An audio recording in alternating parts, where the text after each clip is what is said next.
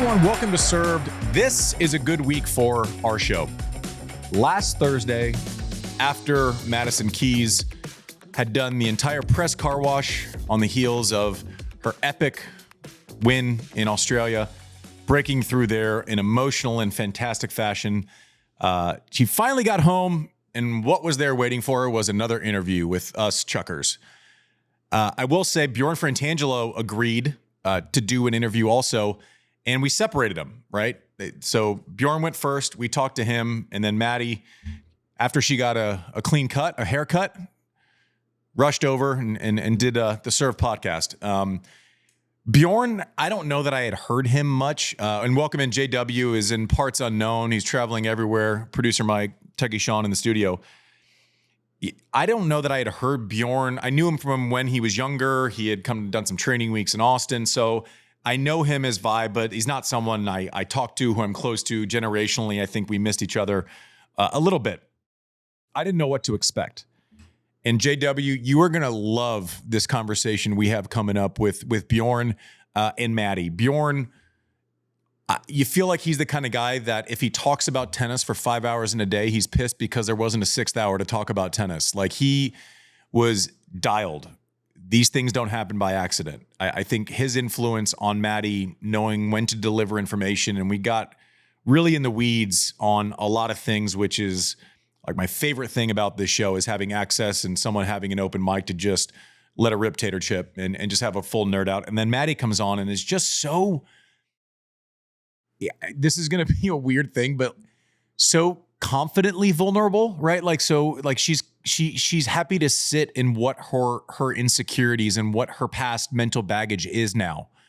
And she made a great point. Like, you'll hear it just, it's still in process. It's not as if I fixed anything or I'm at the finale just because it worked. Like, this is an ongoing process. I thought she was so beautifully raw and open, and I thought Bjorn was just fantastic. I can't wait for you to hear it. Did you? But you know what was the opposite of that, Mike? Everyone else wasn't friendly. Nah, people are fighting, and people are fighting in Davis Cup. Berg's, Green, someone didn't get up off the mat. Did you see that, JW? Isn't, I don't want to make light of this. Isn't Zizou Berg a great professional wrestling name? Great name for starters? Zizou. If you haven't seen the clip, boy, this was big tennis news over the week.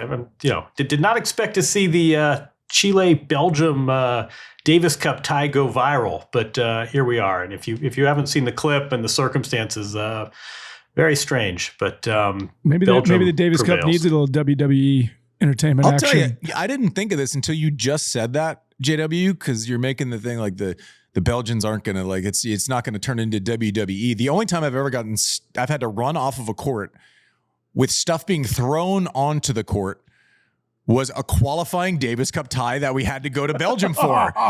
And I pulled out a 5-setter when I was cramping. They may or may not have gotten the worst call I've ever seen in my life. And I was walking up to correct, and my teammate said, "Get back there. Do not proceed." Anyways, we got out of there, but it wasn't great. It wasn't great. But Green said it was like that. That's it. Have you ever seen a match end with an assault of one player on the other? Sorry. I mean, have you ever seen a match that's ended with an assault with one player on the other, John? 60 Minutes? Assault is an interesting characteristic. Yeah, I've never seen that one before. You know what else was Carlos Ramos in the chair? Make of that what you will. But I don't know. I mean, I don't know if you know. It's very hard to assess the severity of an athlete's injury, and we try to stay away from that. That said, I don't know. The other guy's about to serve for the match. You're on the ground, and I wonder.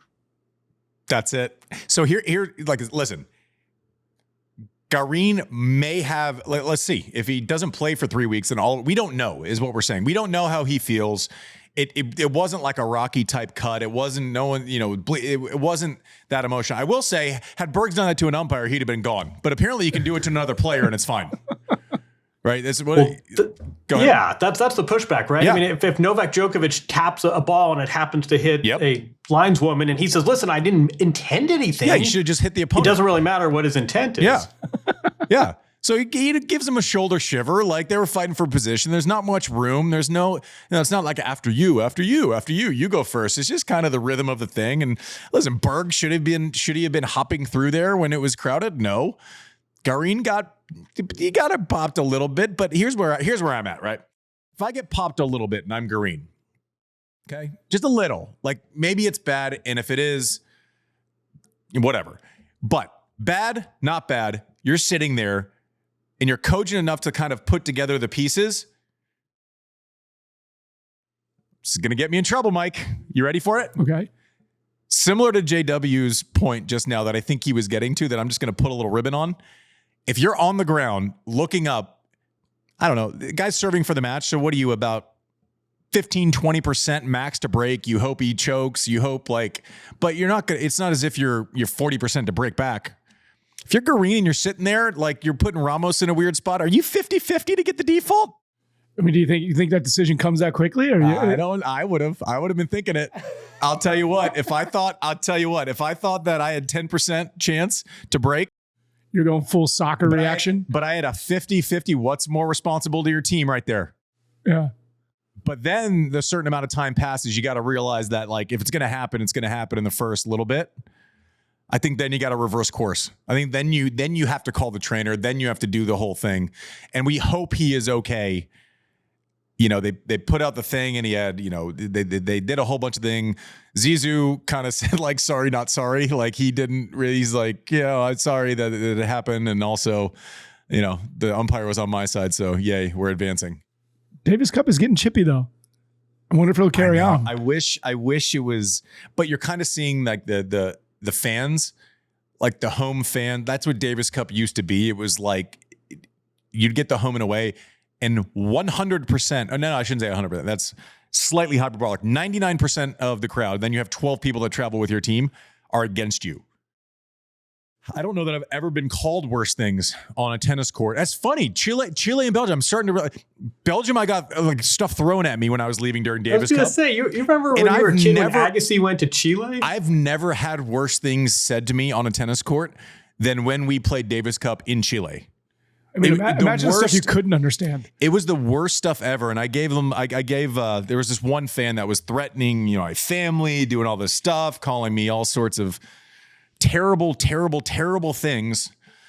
And I gave him a little one finger salute under my under my hand when we lost, and he about lost it. And then I just ran home because I was scared after that. That probably wasn't the one.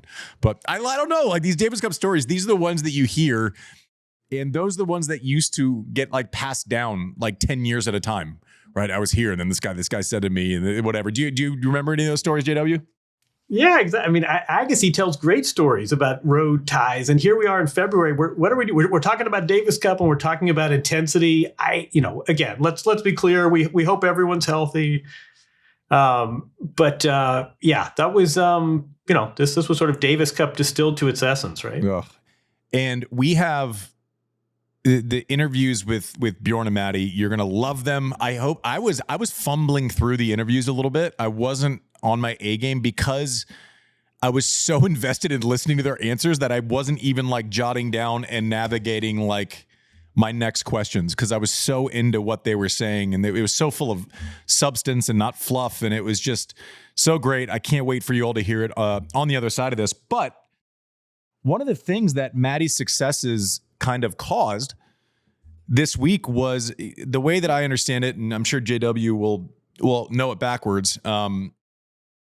There's a rule on a WTA tour that 250s can only have one top 10 player per week. It's crazy. And so they signed Jess Pegula as their top 10 player, and then they had a deal in place, which is done at every tournament with 4 or 5 people.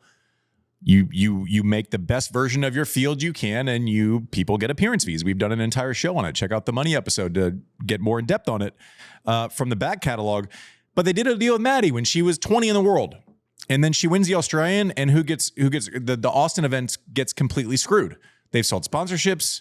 Fans have come because they've been advertising Maddie Keys. She wins the Australian Open, and the people that signed her 6 months ago can't take advantage of this next thing. Now, listen,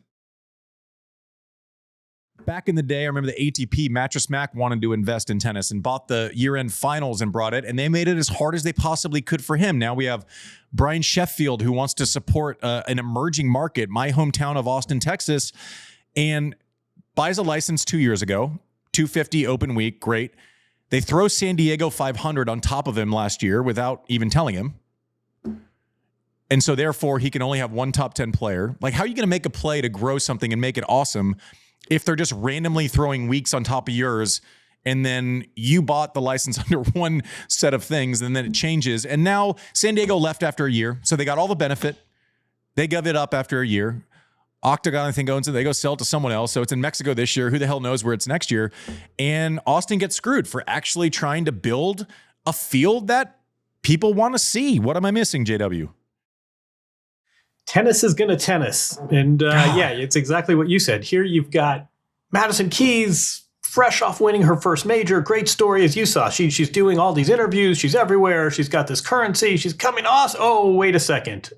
She's now in the top 10, and there's this rule. This is tennis sort of own goaling once again. I will give you the rationale for the other side, which is, you know, when you buy a business class ticket, you expect a little bit more perks than if you'd gone cheap and paid for coach, right? You want to get early boarding and you want more leg room.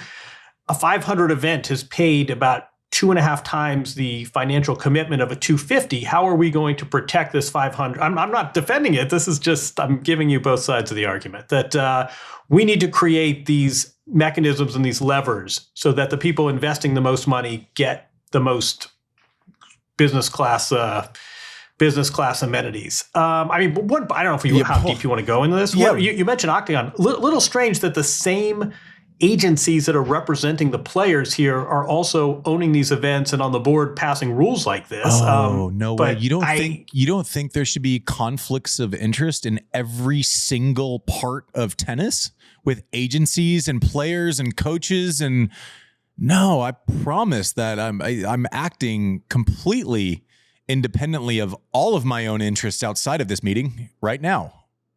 Welcome to tennis. This is, welcome to tennis is right. And the pity that you say is, what a great opportunity. What a great way. I mean, here you have this American star. It's a great story. She's coming back to the United States. You've got to figure out a way. There has to be some sort of loophole so that she's allowed to play and doesn't have to pass on this commitment. So the difference is you use the business class seat. That's fine. It'd be like buying an airline, but having to provide both. We choose what seat we get. Right?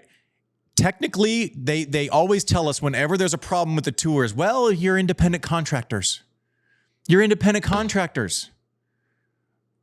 Until you make an independent deal with the tournament and then you fly under our rules. Like, I mean, it's so two-handed, and I'm sure there's a technical piece where they're going to be fine. But simply, if it's within the original entry list, so let's call it 6 weeks, 8 weeks, 3 months, you have to be like, how is he ever again going to do a deal with someone who's top 30 in the world? Just to get screwed over if it doesn't work. You're literally, you're weakening the toughest professional tournament business even more. You're diluting it. And to give you a personal example of how they screw over the 250s over and over, but then we also go, oh, why are all the tournaments leaving? Why are there less tournaments in America now than there were before? Well, because it used to be you played 13, the Super 9s, the Slams, and then you could pick any 5. And who does that help? American tournaments. Indianapolis, that used to exist back in the day, because Andre Agassi could go there and play. I could go there and play. I could choose to do that. Real life example, so the other thing with a 500 is they are mandatory. 250s are minimally mandatory, right? You have to play 1 or 2. I don't know what the rule is now, but the mandatory things for 250s is you basically aren't required to play them if you're a top player. Whereas 500s, you have to play a minimum number of 500 tournaments. So 2010, they changed the rule, and I'm 4 or 5, 3, 4, 5, whatever in the world, and I play Brisbane because I want to get some matches in before Australia. I win Brisbane. I also have an endorsement deal with SAP. So I have to play the SAP Open. Sorry. I get to play the SAP Open in early February, and I make the finals. Okay. So we're 2 weeks into February, and for the rest of the year, I'm only allowed to count. I'm only allowed to count two 250s for the year. So I've already got a win and a final in 250s. So then Atlanta comes to me, Los Angeles comes to me. All of these American tournaments come to me and they want to survive. Indianapolis will come to me and they want to make a deal to play the tournament. My reality at that point is whatever number they offer me versus I have to win the entire event to get a single point. And that's the offset. My 250s were done 5 or 6 weeks into the year. How are we going to support the smaller markets and the smaller tournaments? It is an absolute, it's an act of idiocy that we're having this conversation, and that a tournament that's 4 weeks from now, which, by the way, there was this whole plan to have Maddie go walk out and do this publicity thing where she's rebuilding courts of the YMCA that Sheffield was going to cover. Now what do? You bring the neck. I mean, it's so, yeah, like you said, tennis is going to tennis. It's so dumb and short-sighted. Always. We're always so dumb and short-sighted. Your macro point, I think, is the real one here, which is, what does any business, sports or non-sports, what do they need? They need investors willing to throw money at it, enthusiastic about parking their money here. There are so many people. Not everyone can pay $6 billion for a pro team. There are so many people who want to be in the sports space. They love tennis. You see them at the US Open, whether it's Mattress Mac or Mark Ein in DC. There are dozens of these people, and you hear a rule like this, and they say, you know what? What am I doing? This is so ass backwards. Why am I going to park my money here? And my real fear, I mean, it's a pity for Maddie. There's probably some antitrust violation. I don't know. She's now her market is now being constricted. There are broader issues, but the big issue to me is just, it's stuff like this that scares off people that would like to park money in tennis if it were more sane. Not to mention, like, our lazy followers, headlines, and I don't mean ours like served. I mean tennis. What do you see? You see doping headlines for melatonin. You see Maddie getting kicked out of a tournament because of her successes. Like, it's just a low-hanging fruit of dumb fuckery that we seem to be attracted to in tennis too often. Well, and it's, when you look at the social media for the Open, for the Austin Open, they're literally tracking Maddie's trip through the finals, semifinals, and they're posting about it. They're like, oh, Austin Open commit, Madison Keys on to the finals. And then they have a huge congratulations for her when she wins on the 25th. And then 3 days later, it's an ATX Open alert. This is all in their own social media. Oh, since she had an historic win, she can't come. And they had to explain it all, right? And then when you look at their website, they had to scrub her from the entire website, right? And she was front and center with Jess Pegula. And that's an expense that you don't think about. Not only are they promoting tennis, promoting other events, right? Then they have to scrub everything and start over. Not to mention, when you're scheduling something and you're a top player, I don't know if Maddie's going over to the Middle East this month for those big tournaments or not. I would consider it a massive mental lift to do it. I don't know where maybe she's like, I have the momentum, I'm just going to go rip it. And maybe she's like, I need to breathe after this emotional roller coaster that I've been on over the last month. I don't know where they're going to end up. But there is value in, if she doesn't go to the Middle East, which would be completely understandable and probably against the rules. When she comes back before Indian Wells, she's now going, hey, I haven't actually played any match reps in over a month. I'd like to go to a 250 because I'd like to get a couple of matches in. There is value in playing an off-field event before going into Indian Wells, Miami, to reset the deck on a smaller scale. Like, I'm going to restart here in a comfortable place, a smaller environment before I get to Indian Wells. If I'm Bjorn Fratangelo, I'm going, yeah, that seems like a pretty responsible idea. And again, this is all based on the hypothetical of, I don't know if she's going there or there, but there is value. Players want matches. I played Brisbane before the Australian Open because I thought I'd get at least 3 or 4 matches, and that is really valuable. And players should be able to choose how they want to negotiate their schedule. You want us to be in peak performance, then allow us to make the decisions that we think will get us to peak performance. Not that I'm pissed about it.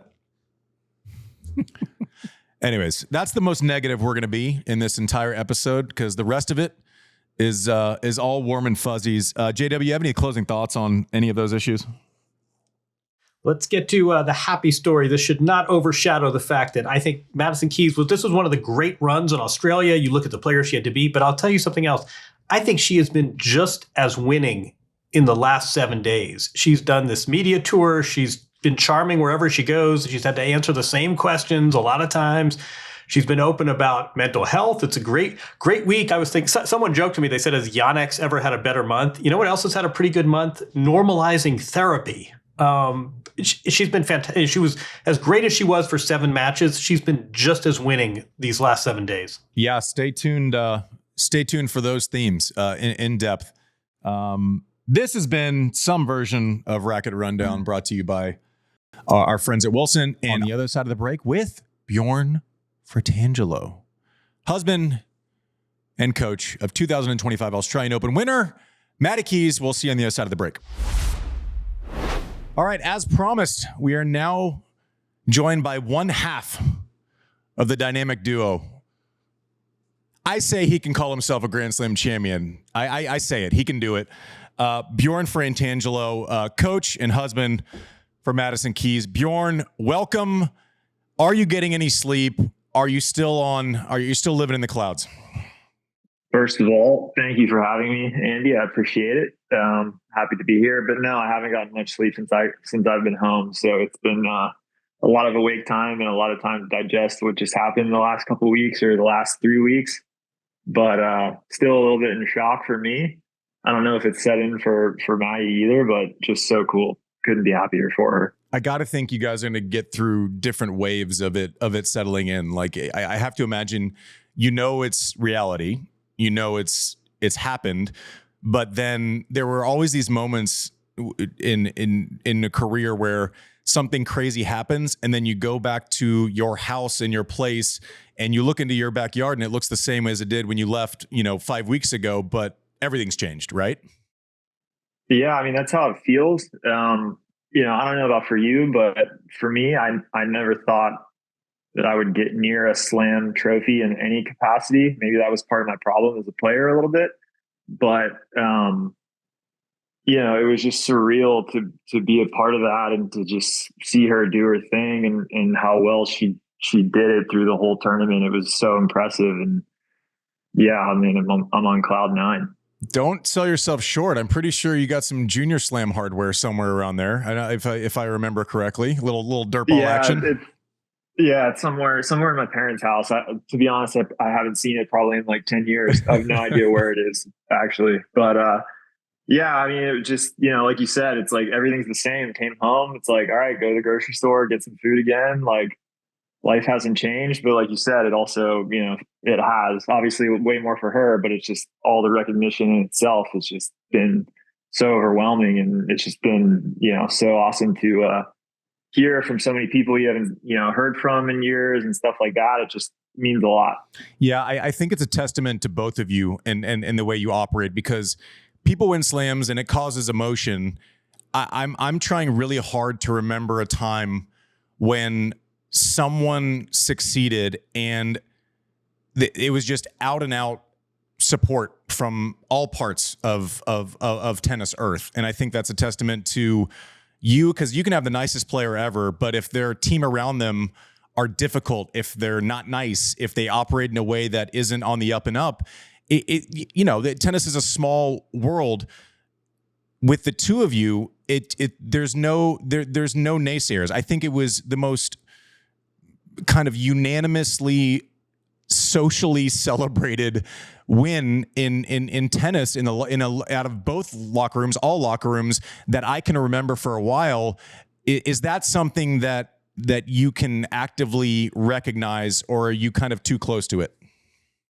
No, I mean, I think so. Just the outpouring of support that, obviously she got. And then, I didn't think it was going to happen so much on my side too. But I mean, even so many ATP guys messaging me and just being like, dude, congrats. Like, that's amazing. And I mean, people from, who you'd expect, like the Krugers, Kudlas, all the American guys, to even like Pokanakis. I got a message from like Aslan Karatsev, like people like that just coming out of nowhere to just say like, hey, congrats. It's like an amazing accomplishment. Just well done. And yeah, I mean, like I said, just the support has been crazy, and just, just try to go about things the right way and just treat people nicely throughout my career. She does the same. And that's kind of it, really.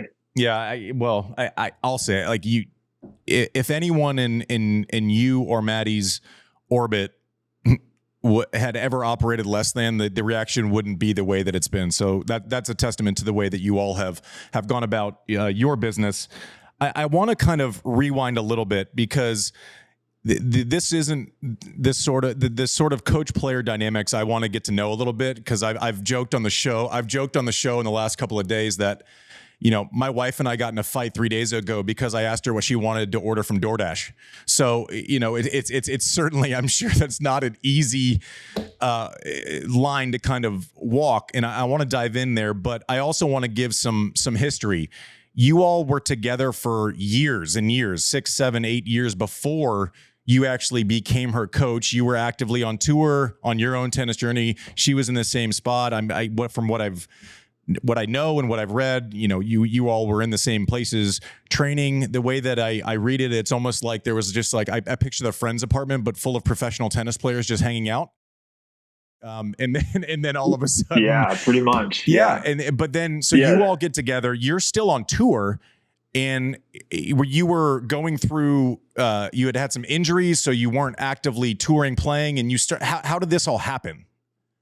Yeah, so we started dating kind of spring of 2017, and she moved to Orlando a little bit after I did, to use it as a training base. This was like, off-season time to begin 2017. So we ended up living in the same apartment complex. And, when the center first opened, there weren't a lot of places to live around Lake Nona, because it was just, it's an up-and-coming suburb, and it was pretty vacant, to be honest. There wasn't much going on yet. So there was only one apartment complex that was kind of there, and every player that ended up pretty much training in Orlando all lived there. So it was sort of like your own college setup without actually being in college. It was like just a bunch of us together. I lived, on the first floor. Maddie was on the fourth.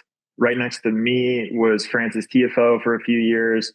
So I basically me and Maddie kind of raised him as he was 15 to 7, whatever age he was at. We were feeding him breakfast and making sure he had food in his apartment. He couldn't drive yet, so we were taking him to the grocery store, things like that. Good. So yeah, we started dating in 2017, and then throughout our, all of those years, we were together. And then in 2023, I got hurt. I had some foot issues, and her coach they had parted ways after the Charleston event in the spring. So I was trying to come back with I wasn't going anywhere, and I was on this hamster wheel of rehab and stuff like that. So she went to the clay court season just by herself with her fitness trainer and physio, coachless. So she was just getting a little bit of help from Ola Malquist, who was the head of or director of coaching at that time for USTA, who used to be the head of women's tennis. So they have a great relationship. He was helping her out. But it was the first time ever where she was sending me a couple YouTube videos, and she's like, "Hey, can you scout? Can you look at this girl?" And I was like, "Okay, sure. I'll tell you what I think." So I watch, go through it all.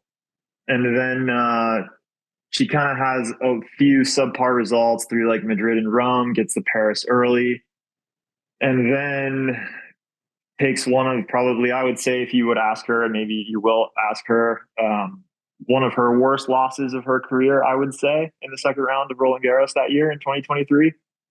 And then came home and was pretty down in the dumps, and was just kind of I don't know what to do. It's middle of the year.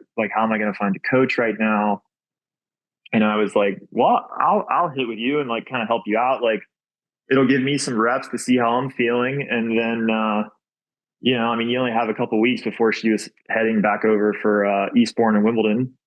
And I was like, so, if you need some help, just ask me.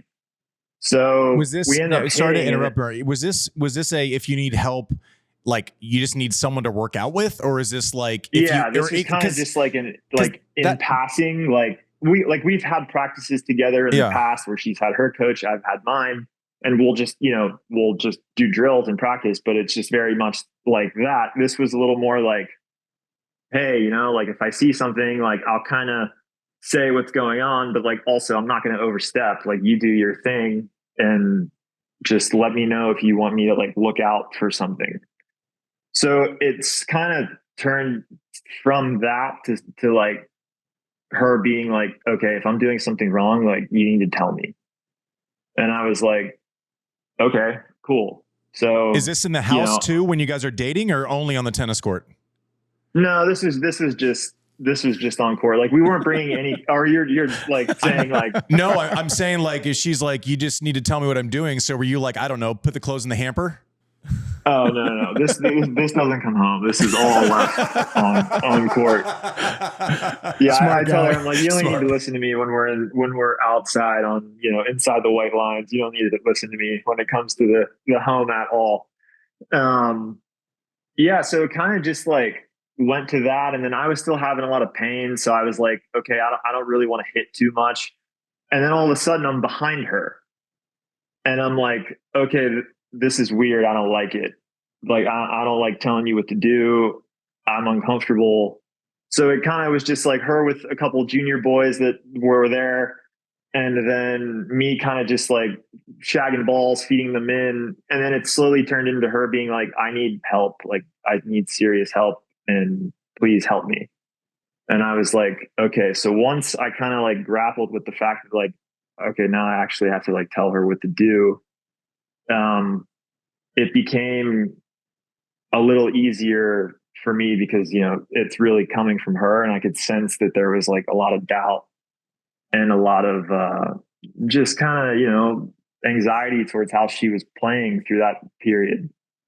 So it wasn't so much like, when you have a new coach or something, you need to take those days where it's like you need to get to know each other. Nobody's saying a whole lot. Maybe it's like your end or it's from the player's end kind of saying like, look, this is what I think, this is where I've been messing up, or this is what I think I need to do better.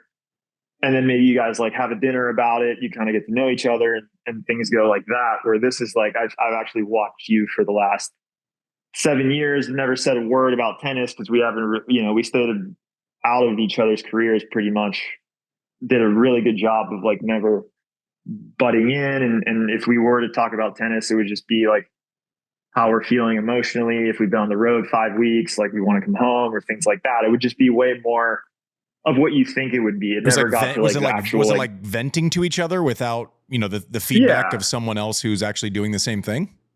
Right. It's like just, a lot more of just, you're in a hotel room by yourself on the 6th week. Maybe you took 3 losses. You're like, shit, man, I need to get my shit together. And So, and then it slowly turned into like X's and O's, like kind of conversations where I had a lot of ideas and a lot of suggestions where I thought I could help her.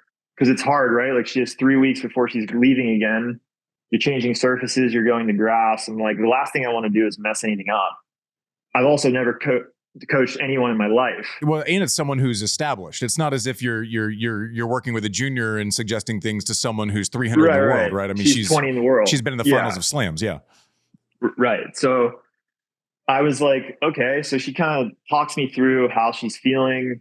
And, the thing I kind of grasped was like, and it's more on the girl side. You see it a lot where it's like, they don't compete so much practicing. And I could sense that when like she would go into events, just from sharing hotel rooms at slams or the masters and stuff like that, like she would get a lot of anxiety once the tournaments would start rolling. And I felt like, why? Because you're going to make the 3rd round and you're going to kill these girls up into a certain point anyways. Like, why are you so stressed? Like, I get the first round jitters. You want to get through, but it was a little bit more than what I thought it should be, because then she would go out on the court and it would be like 6-3, 6-2, like playing fine. And I'd be like, in my head, I'm like, did you need all that stress prior to a match that come on, like you knew you were going to win. Like there was no way in your mind you thought you were going to lose. But I kind of gathered after a while that it had more to do with like she didn't know where her level was because she didn't play a lot of practice sets. She didn't play a lot of games. It was a lot of drilling. It was a lot of, like, look, I don't want to I'm never going to talk down about anybody she's worked with in the past. I think she's been with some exceptional coaches, but a lot of the time I would look over if we were ever practicing at the same time and I'd be on a water break, she'd be hitting. Sometimes you'd see it's a lot of like feel good stuff, and it's like there'd be a time where it's like, okay, when are you going to really like hit the stressors? And that's kind of where I started. And I started with literally her. And at that time, it was this 14-year-old boy. His name is, he's probably like 16 now, but Marcel Laptak. He's from Chicago, grew up with like JJ Wolf's coach, hugs the baseline, sick backhand, really good. So we used him for like an entire week. And every day was the same. It was like middle, cross, 5 out of 7 baseline games to 11. And you know how long those could take if they go deep. That's physical. Yeah. So she hated it. Like Marcel was not wanting to lose. She's grinding. He's grinding. Sometimes rackets were getting tossed around. But I was like, look, you just gotta this is what it is. Like you haven't played a lot of tennis because, you've taken some losses and then you're about to go back into competing. Like, I'm not going to drill you to death, but I think you need to play. So, slowly but surely it was just kind of like you get in the reps and, when you take the serve out of it and you're just playing baseline games, like you said, it's super physical. I'm starting to pick her brain about shot selection, the head scratchers that she sometimes pulls, the backhand line from outside the alley, things like that. So then it's like, as we're going through this whole process of me just watching her play, then it goes into a lot of conversations. It's like, okay, well, how do you see yourself? Or how do you like to set up points? And, what do you think? Obviously we know your biggest asset is your power that you bring. But do you feel like you need to hit the heavy ball every single time you strike the ball? And she's like, well, I think so. But I don't know. And I was like, I felt like she treats people that are 80 in the world the same way she'd treat Sabalenka. And you bring the same level where it's you can kind of bring the lines in a little bit against the girl who's 80 because she's just not going to be able to keep up with your ball speed. So it got her thinking just kind of in a different way of, I got her to pull back a little bit initially, but you could still see there was just a hesitation from her to stay in rallies longer, things like that. But you could see her brain actively working, and I felt okay, this could be really good or this could be really bad. Because a girl like her plays on instinct so much. The last thing I want to do is put things in her head and she's going to get to Eastbourne and be like, I don't know what's happening. Bjorn ruined me. Maybe this was a big mistake. And I'm like, yeah, it could be. I also told her 8 million times and I've never coached anybody. This is my first go of it. So I also maybe don't know what I'm talking about. I think I do, but also maybe not.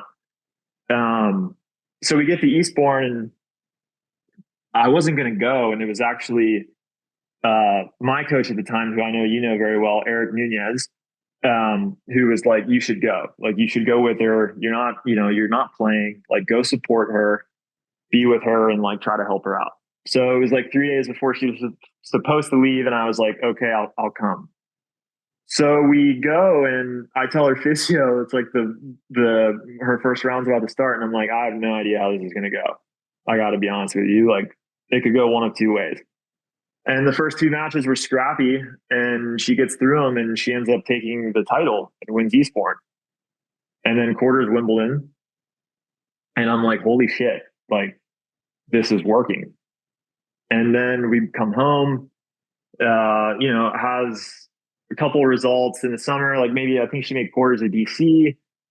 And then she got a little bit hurt. So I think she withdrew from Cincinnati or played a match, but lost first round and then makes the semi run in New York. And, she's staring 6-0, 5-3. 50 minutes in against Arena, and I was like, oh my God, she's about to make her second Grand Slam final. And then, you know, obviously the match flips the other way. But still, like, for me, it was like every day that I was with her on court, it was like it's like a new relationship. It's like the more you're getting to know someone. And then when I decided, I'm like, okay, I'm not moving any milestones anymore. Like, I'm slow. I pretty much suck now. Like, I'm never going to hit another career high. I'm like, so I call it quits. And everybody was like, in her team was basically like, will you coach her? And I was like, like,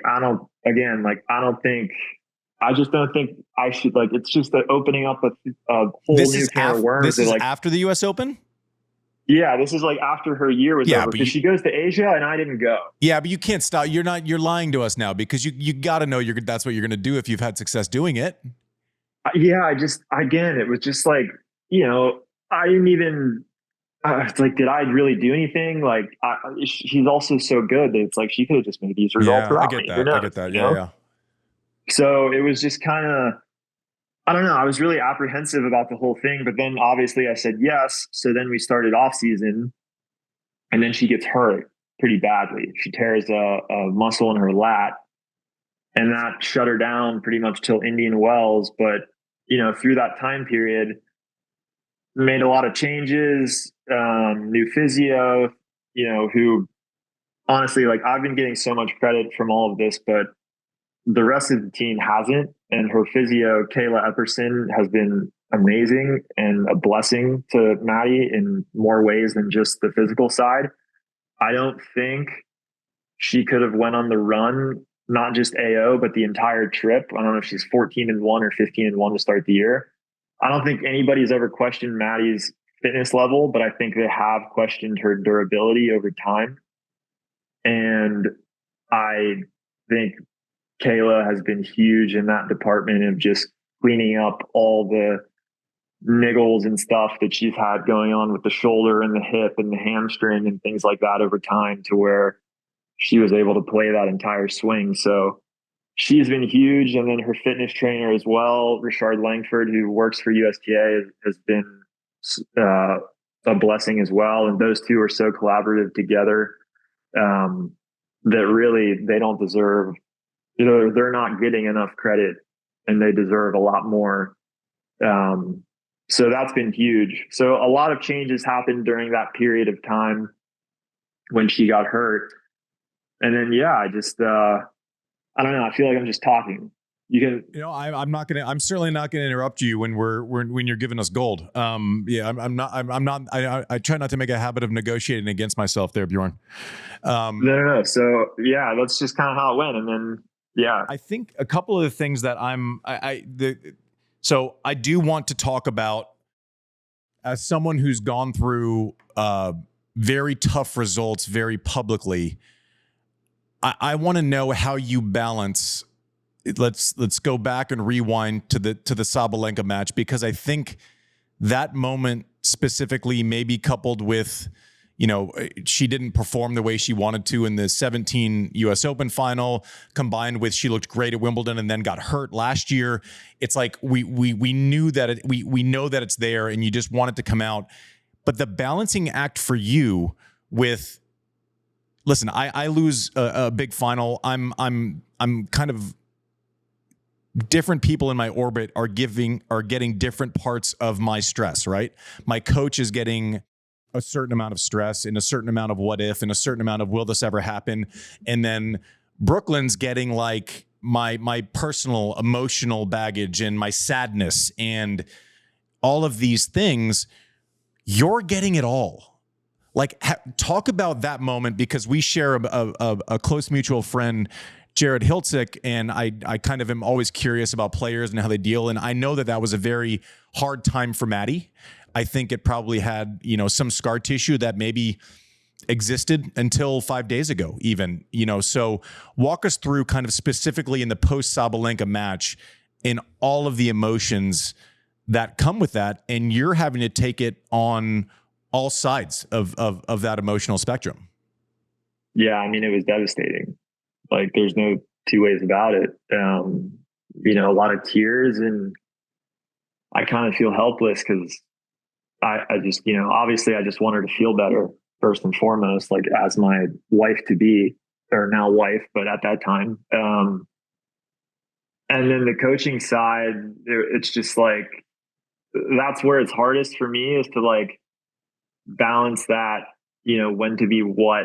And initially, like straight away after a loss, like I feel like I have it dialed in at all moments aside from like just post loss, you know? Cause I'm a person who likes to talk about matches straight away. I've had coaches that like to talk about matches straight away. I like to get it out and then it's just like, it's over, you know? She's a little more let it sink, you know, let me kind of like deal with it and then we can talk about it. So I always have to kind of like grapple with, you know, when to talk about it, when to not, or just kind of let her fume and then, you know, we can discuss it later. But look, I mean, I think like you said, that match and coupled with the US Open final, you know, I feel like Madison, the person, as long as I've known her, and I've known her a long, long time, you know, hasn't changed at all. But I've seen the Madison Keys, the tennis player, kind of, there's been like three versions of her. You know, the one that when we started dating, you know, around that time when she made the slam final, had like just a tremendous amount of swag. Like she would walk through a gym or the courts and just like, you just thought like, oh, there's Madison, like she owns the place, you know? And then it was like, as she got older, like I felt like she just had this confidence that was just like always there, you know? And then I felt like, you know, maybe 2018, 19, 20, there was the version of her that was a little more like way more disciplined, you know, a lot more like tennis was a lot more job like, you know, where I feel like before it was just like, I'm this good. Like, it's just, I'm going to do it. And that's how it's going to be. And then there's been the version of her that's been the last couple of years where I feel like it's what people are talking about. And it's like, is it ever going to happen? There's some more self-doubt. And that's been the part where I'm like, you know, you can still do this. It's just like, A, do you want to? And then B, like, let's plan it out and like forward think, backwards plan. And if you don't do it, like, who cares? It's not going to change what I think of you. Like, I don't give a damn if you ever win another match ever. Like, I'm not with you for your career. Like, I'm with you for you. There's a bunch of people around you who love you. Like, that's what I've always tried to explain to her. I just felt like from a tennis side, I needed to warp her brain to where it wasn't so slam centric, to where it's like the other tournaments mattered too, you know? And I felt like now you see, like she's played the weeks before slams, like actually all her titles with me, obviously aside from AO, have been the weeks before slam, ironically enough, which she would have never played before. But I just feel like, you know, we've had to have a couple hard conversations where it's like, let's be real. When you go into a Grand Slam, there's 5 to 8 people who can realistically win the tournament, right? That's what I think. I don't know. Maybe you think otherwise, but that's kind of was my opinion. And, you know, I'd have to be like, do you think you're one of these people? And if the answer is no, then let's go play this 500, because it's 500 points that are just sitting there. Like the Strasbourg title that she won on clay last spring before Roland Garros, you got to buy. You need 4 matches to win the 500. She played unreal the whole tournament. She probably spent 4 hours and 15 minutes on court that week. And there's 500 points right there. Like a lot of girls are tapping out because they want to get to wherever the slam's going to be. So like, let's just be here, take the 500 points, and then we'll go to the Grand Slam and you'll play the matches and now you're match ready and you'll be fine. So, you know, she did that. And like I said, ironically enough, it's like all of her titles recently have come the weeks before slams, I think, because it's just like, she's there a little more mentally than everybody else. And, you know, Adelaide, I actually thought she played unbelievable the whole week. That's the best level that I've seen from her, even higher than AO. I thought. Yeah. I mean, the matches that she played in Adelaide were just, I mean, hitting the ball unbelievable. And there was like nervy moments of maybe like the second set of the Rybakina match or things like that. There was none of that. She just kind of like blitzed everybody there. And then the match with Pegula obviously was tighter, but just never felt like she could lose that match the way she was playing there. But, yeah, I don't know. I'm a fixer. I like to problem solve, and that's what I tried to do. And I could just feel her with like each slam that went by that didn't go her way. It's like another opportunity that's gone. You get this like emotional lull. Sometimes the practices like post slams for the first like 4 or 5 days wouldn't be quite what you'd expect, and it's just like, because she was just so down, and I felt really, really bad, obviously, but it's like, had to just kind of like, just like I said, warp the brain a little bit to think like the other tournaments matter too. Like, let's get you to double digit titles, or like, let's, try to come up with like another goal, because this is kind of like eating at you. And then like she's talked about so much in all the press and stuff, it really got her to kind of like dive into the mental work and kind of just work through that. I think two of my favorite things that you've said so far, and I think it's absolutely spot on, is people understand the concept of creating habits in practice, right? You create muscle memory, you do it so that you can hit forehands and backhands, when you're drilling all the time, but that does go for competing too. Like, you have to create the habit of competition so that you're not taking, you don't take 3 weeks off of tennis and then go try to play a tournament. You sure as shit can't take 3 weeks off of competing and then go compete. Obviously there's not the consequence.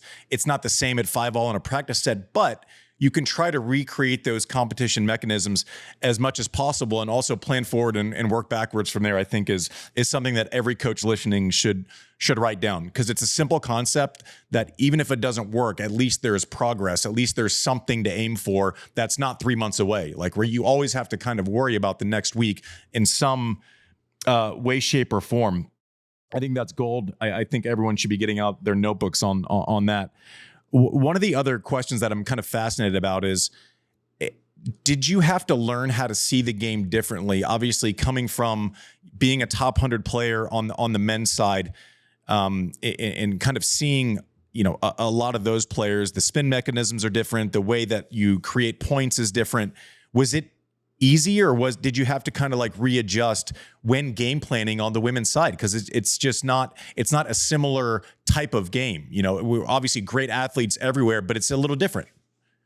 Yeah, very different. I mean, I remember that week we did at Indian Wells when you helped me out. You saw me. I'm a slight guy, didn't have a lot of weapons. I really had to problem solve my way through, most of my career. So I feel like I've been able to bring that into the coaching side. And I feel like the biggest difference is that guys hide their weaknesses so much better. I mean, I listen to your podcast. You always, talk about your backhand and how bad it is, but like, your slice didn't come off the ground. You serve 140 miles an hour and your forehand's good. So like, yeah, your backhand's maybe not as good, but like, good luck finding it. You'll find ways around it, where I don't feel like a lot of the girls, or maybe 90% of the girls, have that. It's like, if you can kind of hone in on a weakness, you're probably going to be on the better side of that outcome. And I just happen to coach a person who can hit the ball 90 miles an hour as her average rally ball speed. It's a joke. Yeah, it's incredible. So with that being said, it's a lot easier to pick on someone's weaknesses when you have a ball like that. Yeah, it's not a 2-shot pattern to get to a weakness. It's a 1-shot direct route to the weakness. If you're someone like Madison, it makes the game planning so easy for me, because up into a certain point, I'm just like, you have to do this, and it'll probably go your way. Now, there's a lot of parts of Maddie's game where I felt like I need to improve aspects of her own game. But as far as like when the matchups come about, just do this and it will probably be okay. I actually look forward to the Iga matches and the Sabalenka matches and stuff like that, where it's a lot more like granular. Like, I have to really get down to it, because it becomes more of like a chess match, especially the one with Iga, you know? So that's what I kind of like look forward to. But I feel like a lot of the time I can just kind of look at technique, see grips, and just say, just go. Basically, like release the troops and just fire. Talk us through the Aussie Open run and the draw that she went through. And I have a specific question because I don't know. Hopefully you'll understand where I'm getting with this, but going through Collins, and there's like a hype mechanism because Danimal went Danimal the round before, and it was great. It was like great musty TV, whether you like it or not. You didn't stop watching. It was great. But then there's like an emotion set when Danielle walks out. It's something to deal with. Then all of a sudden you're going through a Wimbledon champion, a Rybakina, someone who's been is the top 4 players on earth when healthy the last 4 or 5 years. Svitolina, who's 3 in the world and is just like, she's not going to give you anything. She's not going to punch herself out. You got to go and take it from her. Obviously, the Iga matchup into Sabalenka, there was no let up. There was no trap match where like, that you're way better. Therefore, you just almost get into like protect mode. It's almost like she had to stay like she was hunting the entire time, which is probably different than going up against, I love Sloane, I love Maddie, but I guarantee you neither one of them was disappointed to play the other one in that Grand Slam final, right? You're not playing Serena, you're not playing whoever else. Was there any benefit from there not being any let up from the word go, especially on the heels of Adelaide? She essentially played top level tennis. She beat a couple top 10 players there for 3 weeks straight. I mean, it was just a clean run. But to your point, competition and being competitive was kind of baked in by the time she got to the tail end of Aussie Open. Yeah, I mean, there was no room to breathe in that draw. Like you said, I mean, maybe it helped her a little bit, but it's like you see that going in and it's like, is that what you really want? Nope. Like probably not. No, but you don't choose it. Yeah, I still think like, I mean, even starting with the Rybakina match, I mean, to me, she is so good. Like, I mean, if she could, I don't know, get healthy, play a full schedule, whatever's going on, if that can all be put behind her, like to me, she's in contention for number 1. She's just so pure ball striker. Serve is incredible. I don't think her net game gets enough love. Like, I think she actually has pretty sound volleys when she's up there. But yeah, I don't know. Maddie just played her way through it, and it's funny because we never actually brought it up. Like, oh my God, your draw or this and that. It was just like each match was each match, and I think I was able to really manage the days off well. Talk about exactly, like, our listeners don't know what that is. I know what you're saying when you say manage days off, but talk specifically about you play a match case by case basis based on how long it was, how mentally taxing the Iga win is before she goes into Sabalenka. Talk about managing those days off, but be specific about it. So I'm a believer in, if you lose a match the next round, it's not because you didn't do your 45-minute hit the day before. Yes. So when you have the amount of matches that she had under her belt, I'm like, why are we hitting? So we hit one day. I think it was the day after. Maybe it was the day after the Rybakina one. We went indoors at the NTC there. For the entire tournament, you only practiced one off day. Yeah. Yeah. So like she beats Jessie in the finals of Adelaide. We fly there Saturday night. We don't hit Sunday. She hits with me on Monday, plays Tuesday, doesn't hit Wednesday, plays Thursday. Doesn't hit because she had that long 3-setter, played late at night. So it's like, okay, sleep is a little more important than waking up in the morning to go hit down the middle. And then I left it up to her as the matches progressed. And then, for whatever reason, after that, Rybakina won. She wanted to hit some balls. And then from then on, we didn't hit at all. She did a little bit of gym work. I think the day before the final, she didn't do anything. Bjorn, I didn't why know, would you? I didn't know this before this podcast started, but I think I want you to coach me.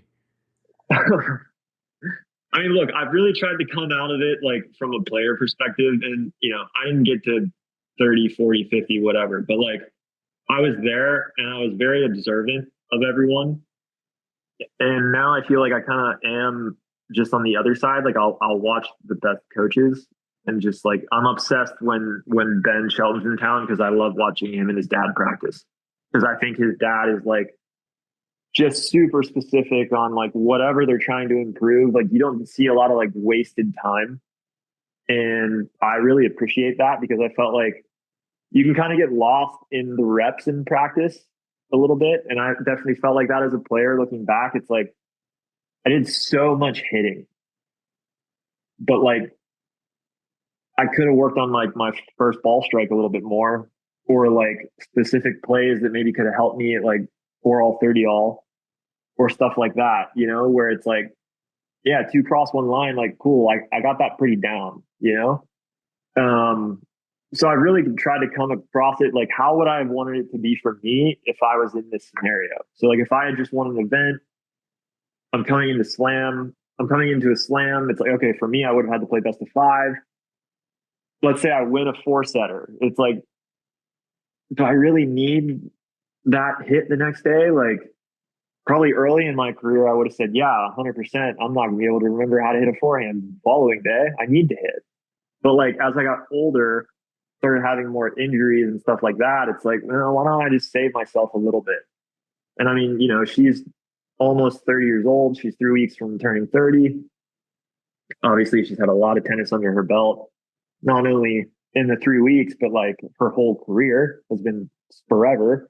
When you turn pro at 14. So it's like, let's just keep you fresh. Like you're already not fresh because you've played so much tennis. So like, you're already behind in the freshness area. So like, let's not even push that further behind.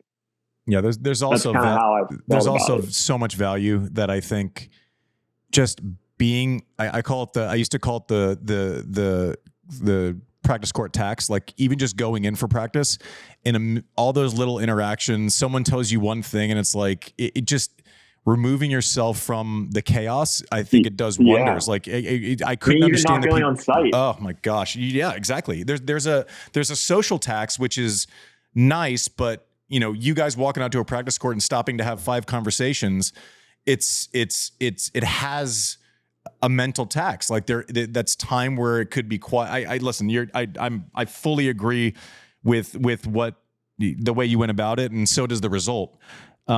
Talk to us about, obviously you're invested in Madison more than even a coach. I've talked to Max Eisenbud, he was weeping for 45 minutes after the match, like couldn't get his mind together. I've been close with Lindsay, who has this like parental connection to Maddie. She loves her like she loves a family member.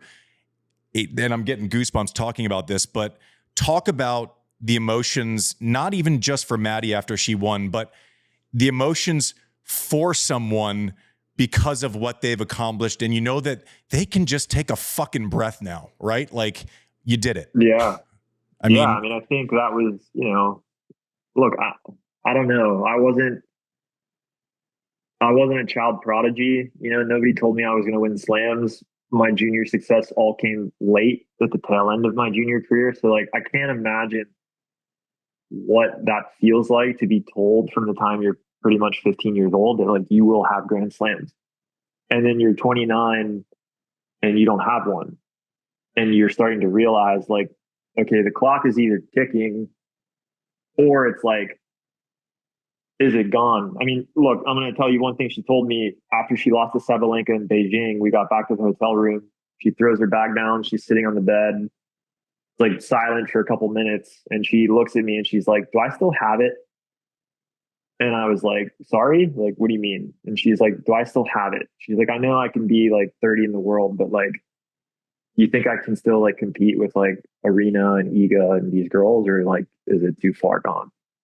And I was like, I mean, I think you can, but like what I say doesn't hold weight if you don't think it, you know, like I think you 100%. I said, I think there's a couple things that need tweaking. You can't just do the same thing that you've done and be able to do the same, you know, or have the same results. But like, if there's a few things that we can work on in the off season, like absolutely you give can. us two of those things, Bjorn. Give us two of those things that the off season homework besides getting married. Okay. So yeah, that one's irrelevant to the tennis part. Well, maybe not. I don't think so. Jon Wertheim scratched her in the final. I was the dummy who only had her going to the semis, but he gave a lot of credit to just getting married. It was great. So the crazy one, and Max, you can ask Max this again, or he'll tell you the racket change. Everybody thought I was insane. Plays the whole career with a certain frame, and I'm just like ripped the Band-Aid off, and I only got that. I tried to do it a little bit the previous year because I just felt like with the times are changing, tennis is changing. Like she played with a very demanding racket, super tight, small. Demanding meaning it's like using like a 2-iron, right, as opposed to like a hybrid in golf, right? Like okay. It gives you nothing for free. Like you have to be on it. You can't breathe. Like I can't make a ball past the service line if I were to hit with her racket. So, she changed, ended up using the same frame, opened up the string pattern. I think you guys talked about it, or Tennis Channel talked about it like last spring. Year. Yeah. Yeah. Went to all poly, whatever. So it was a little bit better. But sometimes I would just watch, and like even when I would hit with her, I mean, I have the benefit of hitting her ball and feeling like, okay, that one has weight. Why doesn't this one? Is it because of what I gave her? Is it just her? Like, and it was the power was there, but it was too much like fluctuation. And then there was a practice that she was having in Beijing with Marta Kostyuk, and I'm standing there watching them just hit down the middle. Like they're like 7 minutes into the hit. And Maddie is actually on the back foot, and Marta is kind of like ahead, like just ahead, hitting down the middle. And I'm like, huh. So now like the power girl is on her back leg, just in a rally ball scenario. So what's going to happen, or what has been happening, is she's starting to move and play points and stuff like that, or you're a little more nervous, or you're decelling on a certain ball because you're tight. And I was like, it's obvious. Like, I don't think it's her. So in the off season, when there was time to kind of experiment, I mean, Andy, I've never seen such an impact in such a short amount of time. Like, I've changed rackets in my career. I don't think you did ever, but like, I wished it would have given me half of the impact that switching frames gave her. I mean, it just opened up a whole new world. And then it became like, I was actually texting with one of my good friends, Bradley Klon. It was like middle of December. And he's like, how's it going?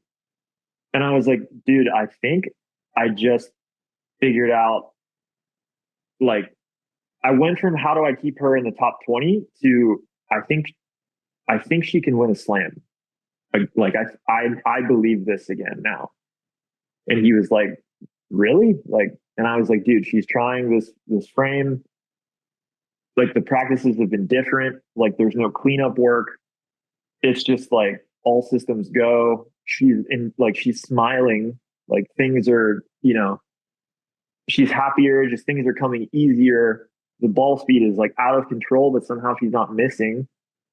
And I was like, this is nuts. Like this is wild. And nobody took it seriously.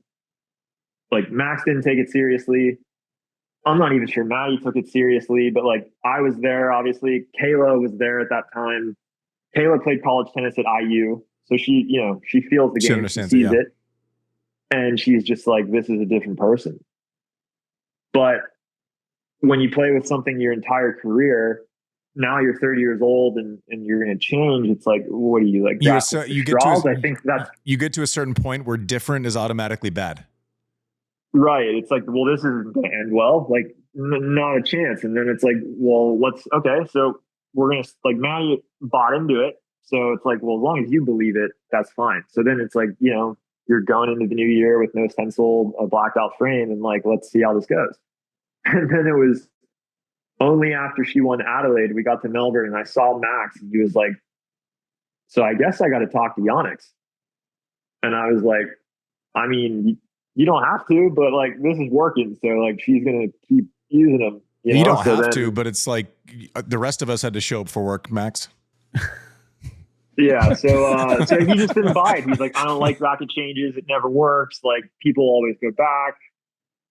And I'm like, all right, well, which by the way, he's not wrong on that a lot of times. 100%. Like, yeah, I completely agree. Yeah. Like I know where he's coming from. You want to be on the safe side. She has a certain feel her whole career. And here comes like the husband just like, hey, let's rip the Band-Aid off and just go a whole new direction. I like how you say, here comes the husband, like you're an accountant or something. Yeah, well, that's what he calls me sometimes. Here comes the husband. He just finished a fantasy baseball draft. Yeah. So yeah, I would say that's the biggest thing. The other thing is the serve motion change. Yeah, just, what's funny is there was like it was like during the COVID, like thick of COVID when things were locked down, I think we were serving together out of a basket one day and she was messing around with it. And it was just like light years better. And I mean, I'm still playing at the time and I'm like, you should just do that. Like that looks sick. Like that was unreal. And she's like, hits 2 more. It's good. And she's just like, no, I can't change the serve. Percentages are way off and her variance and misses. Like when she would, it would, the old motion was obviously she's always been a very good server, but the misses seemed like they would get a little squirrely and the variance and misses seemed like it shrunk by like 70%. Like if she missed, she was on her spot and missed it by like within 6 inches and not like, she didn't have like the 3 or 4 foot, like kind of one that kind of shocks the system if you're hitting it, Yeah. And it really improved like through the off season. Cause we actually did this after US Open last summer. Cause I was like, look, like the way tennis is structured now, there's no off season. Like, let's be real, there's not. So I was like, it's your choice if you want to go into the China swing and be a little bit uncomfortable, or if you want to go to the Australia swing and be a little bit uncomfortable. I was like, I know what I would choose, but it's up to you ultimately. And she was like, okay, let's do it. And then Kayla as well, wanted to take some pressure off of her hip and the shoulder and just look, platform is fine, but like her stance was too wide. Like the base was too wide and it just immediately cleaned everything up, tried to lower the ball toss a little bit. I actually had some help from Matt Clower with that. Because I know how to say is lower the ball toss. And she's like, I can't. And I'm like, I got nothing for you. So we should find some other help. So Matt's like, had all these drills to quicken up the arm and kind of go from there. And I'm like, these are all cool. Like it was pretty easy for me to do technical changes where for her, it's not. So like, I didn't know how to word it or like, I didn't know serving drills aside from the few that I've done in my career, but like I went platform to sliding the feet a couple different times, but it was a kind of an easy switch. You're also kind of glossing over a big thing in coaching is when ego takes over and you kind of don't learn the ability to say, I don't know. And I'm going to actually go source another opinion. Yeah. But like bullshit, Bjorn, give yourself some credit because 95% of coaches, they want credit and they want it to be their own idea. So credit to you for just having the end goal in mind and sourcing people who might know something better or have even just a different idea. Yeah, well, I appreciate that. But yeah, I just like, so he really helped at that last little bit of just, getting out, lowering the ball toss. And then I think that actually like increased the speed and the MPHs a little bit for whatever reason. I would say those are the 2 biggest changes. And then, but yeah, like as to your question, which I got totally off topic, like, yeah, Lindsay and Max were like over the moon. I mean, like you said, it's a mother figure. Max, I think, signed her at 13 years old or 14 years old. I mean, there's no person that wanted this for her probably more than those 2. And just now that she has it, yeah, I mean, it's incredible. I'm sure, I haven't really talked to Max that much. I've sent one text to Lindsay, but I'm sure they've spoken a lot more. And yeah, I mean, how cool is that now, Yeah, I called Lindsay afterwards and left a message. And then I finally talked to her 2-3 days ago and she picked up the phone and she was weeping. I was like, it's been like 4 days, Lindsay. Jesus, get your act together, Davenport. No, but that's the one thing I do, and then I'll let you go because we've taken up too much of your time, and this has been like I've learned 12 things throughout this conversation. So I appreciate your time, and I'm sure all you want to do is just like not talk to people. But I did the thing that annoys me. I was texting with our friend Jared, and I was like, hey, what do you think? What's next? Like, how do you schedule? And I did the thing where it's like I didn't let a great moment breathe, and then I called tennis. Yeah, I was like, God, what? I'm being that asshole who won't let anyone enjoy. I'm like, is it going to be? Do you play less? Do you play more? Do you how's it going to be mentally? Is it like weight off your shoulder, or is it like fatigue is gone? I don't know. I didn't know the answers, but then I was like, one, I'm being an asshole, and two, stop it. Three, you kind of have to deal with all that though. Like you're the one who has to actually think about what's next, even if Madison's not ready to talk about it yet, right? Like, how does it manifest the next time she's on court, right? You only play that first match post being a Grand Slam champion one time. And so now again, you're in this place where you're wearing a couple hats where all you want to do is settle and you be married. You guys have only been married for like 10 seconds. Be married and then do this whole whirlwind. But also in the back of your mind, you kind of have to be forward thinking as your coach. That's your job. Yeah. I mean, I think like, look, my goal for her was not to win a slam. I just wanted to help her tennis and obviously help her, as well. But I feel like there's a lot of room for growth in terms of just her game. Like, I think what you saw, I'm assuming you watched the match in its entirety. Yep. Okay. So what Sabalenka did to Maddie in the second set she was mixing is what I would love to see Maddie do. Yeah. And she'll joke and we'll joke. Like, I work on the forehand dropper with her probably 3 times a week, every week, as long as I've been coaching her. And how many droppers have you seen off that wing in matches? To be fair, I don't think I would hit droppers if I had the swing speed of Maddie either. Yeah, but it's like she gets girls so far back, and you get them guessing a little bit. Then it's like you saw Maddie at one point where it's like Sabalenka had a ball that she starts running forward, and then Sabalenka hits it. Now you're running backwards. It's like, now you start to play with that mental, like, the threat of it is as important as the actual thing. Right. And it's like, it doesn't have to be good. Like, I tell her that all the time. Like, with how far you pin girls back, like, you can hit and drop her to serve sign. Like, there's no way they're going to get there. But it's like, I'll ask her after matches, or more so like in practice points and stuff, like when she has it and she has the time. I'm like, did you think about it? She's like, no, not even in my head at all. But I feel like that's the evolution. I love that. I love that sequence. You work on it 3 times a week, every week. Did you think about it? Yeah. And I'm like, okay, like the only time she'll ever pull it out is like when she wants to bail out of a rally because it's like she's winded, or like we've been hitting for, it's like a 50 balls back and forth, and she's like, okay, let me get a new ball.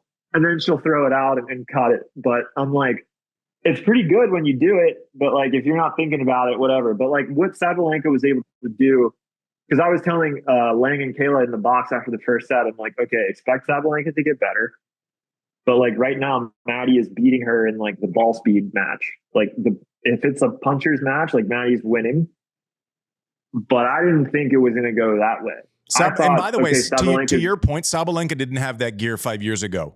She was hitting high balls. She was hitting droppers. She didn't have that adjustment gear. We talked about it on the show the other day. I said, give her credit on top of Maddie, because she problem solved to give herself a chance, because Maddie was in like goddess mode, and she took her out of it a little bit.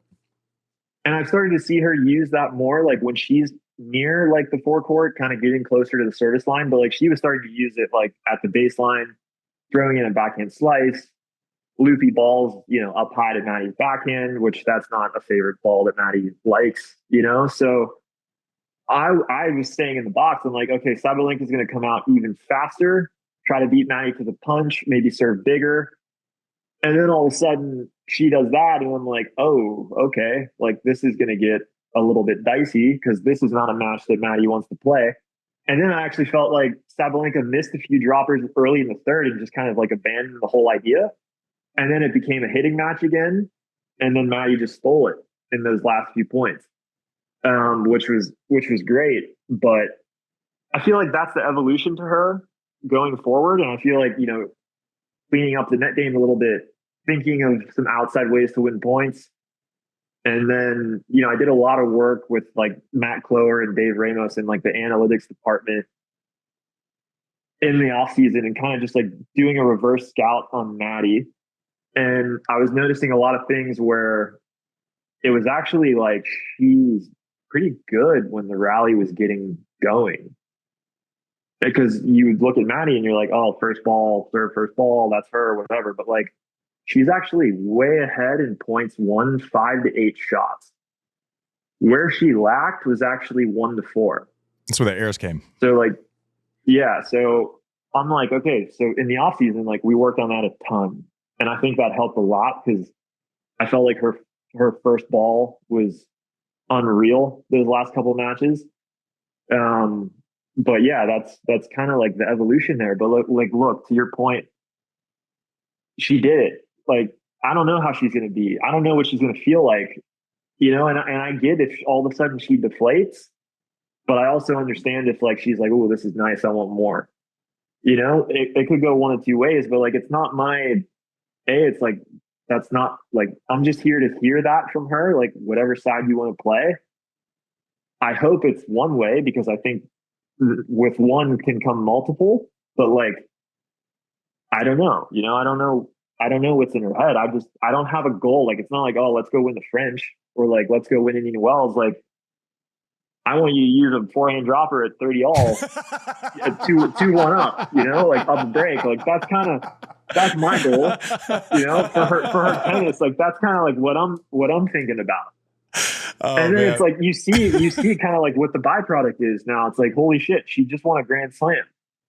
And like I said to you in the beginning of this, like, never did I think that it would be like, oh, Bjorn Fratangelo is a Grand Slam coach. Like, but like, here I am, I did it. It wasn't planned. It wasn't expected, but like, pretty cool. And I like, for myself, like I would like more, and like, yeah, hell yeah, I would like to do it with my wife. Because I don't know, like when she's done playing, like I don't see myself being on the road 30 weeks. Like, it's probably not going to happen. And, you know, it's just, I feel like if you're going to do it, you got to do it right. And there's too many now. I feel like in tennis, there's too many of those like 15-week guys or 10-week guys. I'll do 10 weeks and then find somebody else to do, like, no, it can't work like that. So it's like, you're either all in or you're all out.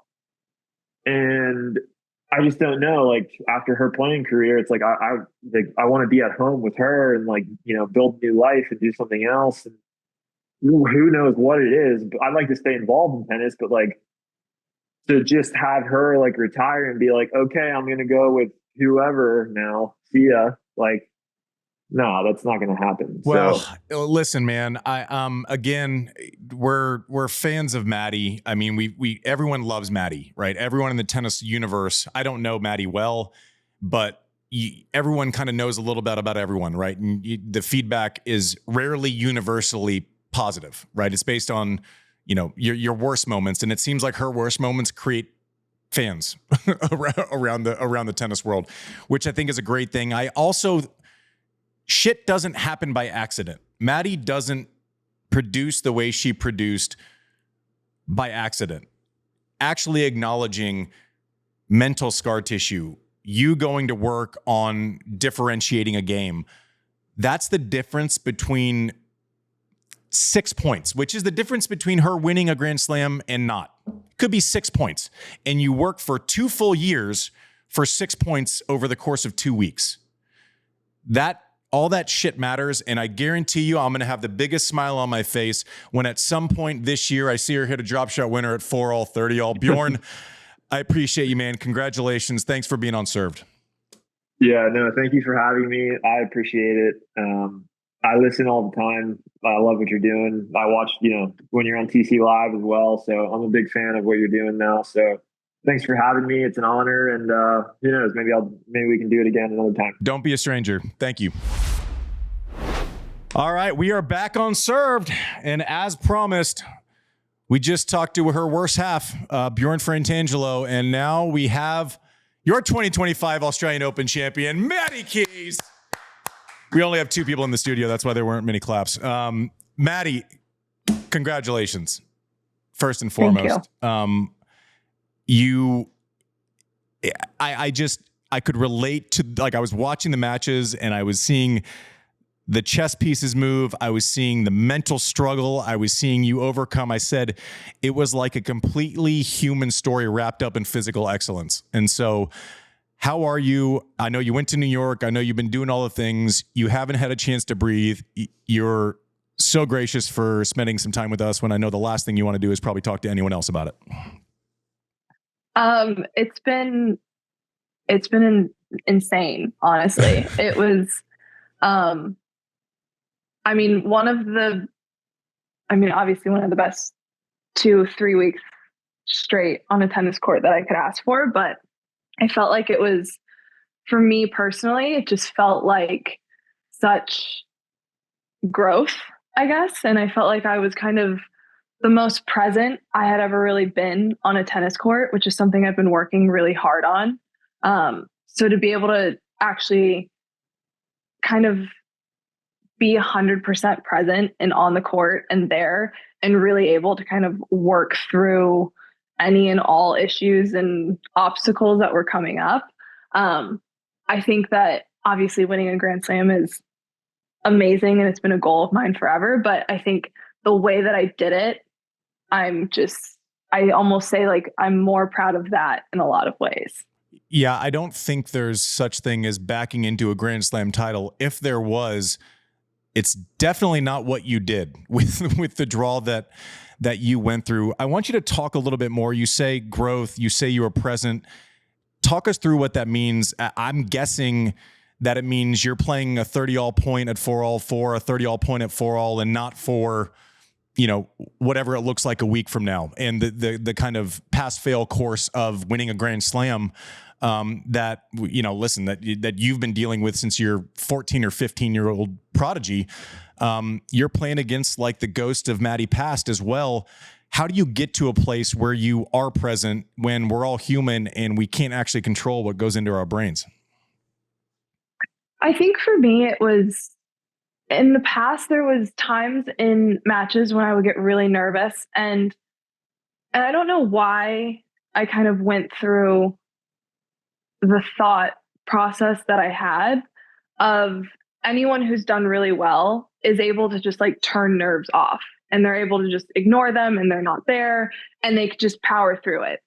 And so for me, and I don't even really know when it started, but from a pretty young age, it was kind of, if I started to feel nerves, I would almost start panicking a little bit because to me that correlated with how am I going to play well if I'm also nervous? Like all of these people that play really well aren't dealing with the nerves. And when nerves would hit, it was almost like my brain and my body would just separate. And it was almost like I was watching myself from above.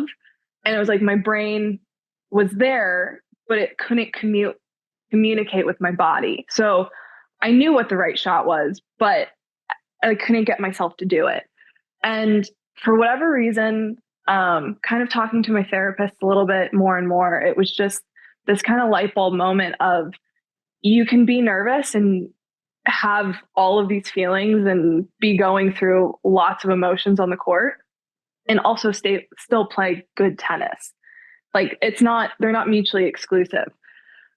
And then once I was able to kind of do that and really work on that the past year, I just felt like I was getting better and better at being in the moment and being able to think my way through the actual match and the tennis instead of trying to take all of this time and energy and focus on how do I just suppress these emotions that keep coming up.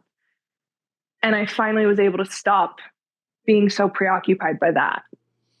Yeah, it's weird because I'll talk to, even coaches for like Little League and kids, and you see the association with the term nerves, right? There's like almost like a shaming mechanism around it where I'm going, wait a minute, nerves in anything. You could be going in for a job interview for any other line of work. And if you're nervous, that's a sign that you care about something, right? You don't get nervous about results you don't care about, right? But when it's your team playing, you get nervous because there's an actual attachment to it. So I kind of have this theory, and I want to know where you're at on it because of, obviously we both have come up short very publicly before. And then there's been the other side of it too. But like, I think everyone gets nervous. Some people just kind of handle it better, but I don't think there's a mute button on emotion, right? Like you can't really do that. I think you have to acknowledge it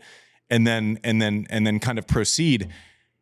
How and why did you feel like you were in control of it during the entire Aussie Open, or did you feel like you were just leasing it, and then all of a sudden you're at the finish line and there it is?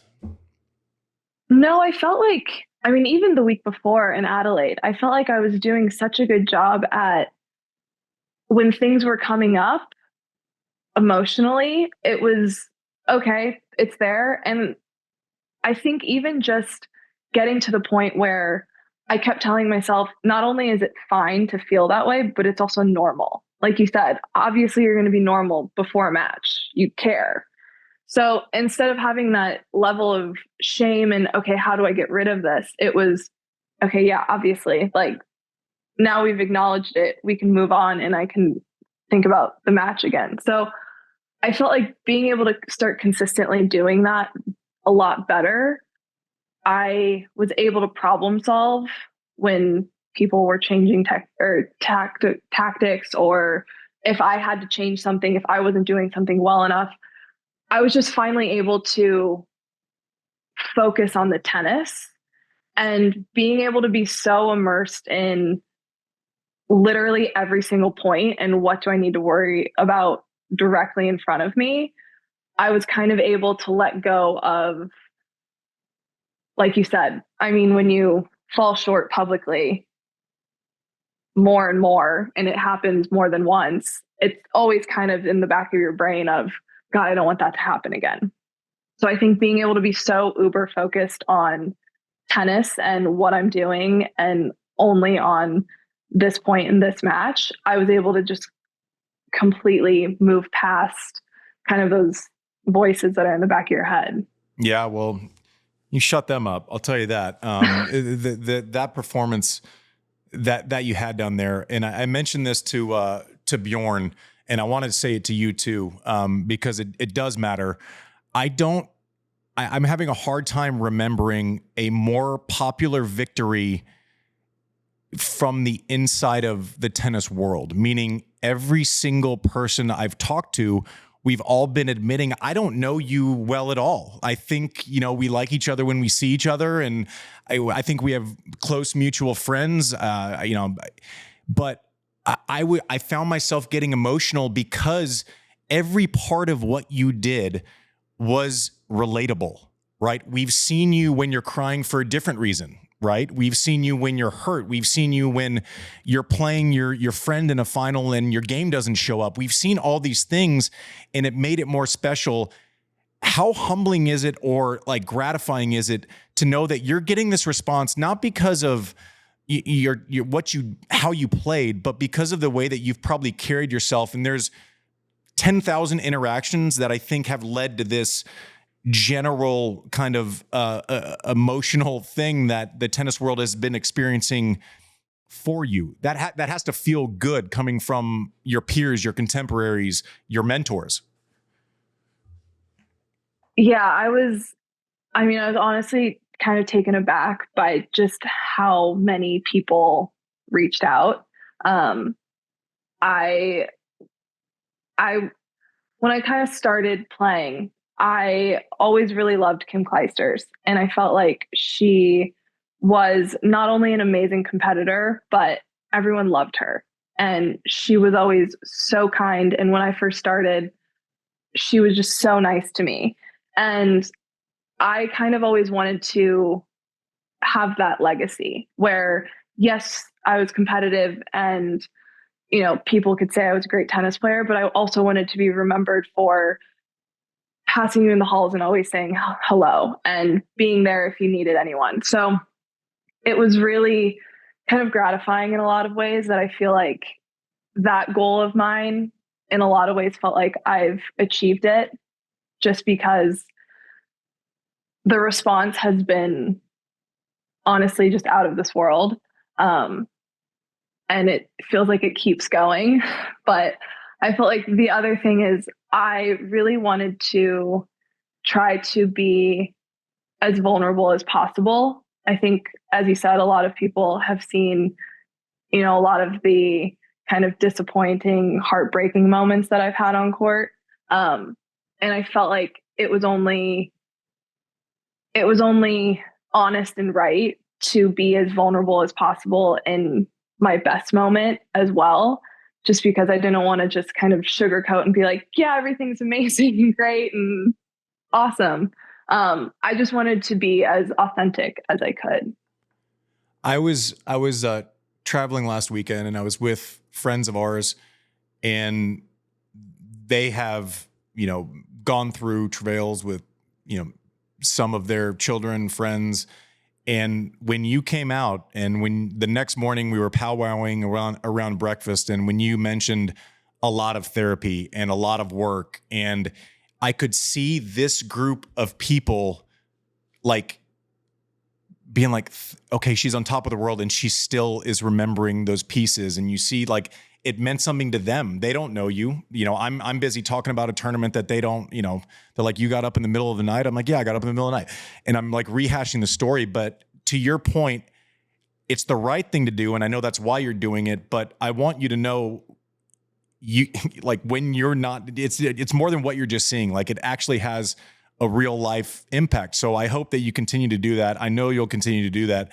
Do you have any sense, has anyone given you feedback with the things that you've talked about? And listen, you have a different pedestal now. Like, it's like the world was watching, and you did it. You beat the best in the world. Like, forever, for the rest of your life, you're going to be able to look back and say, listen, for those 3 weeks, I was the best tennis player on earth. I think the thing that I really kind of wanted to walk away from was that I continue to talk about it. Like you said, I feel like a lot of times people are talking about therapy when things are rough and you're trying to figure things out and all that.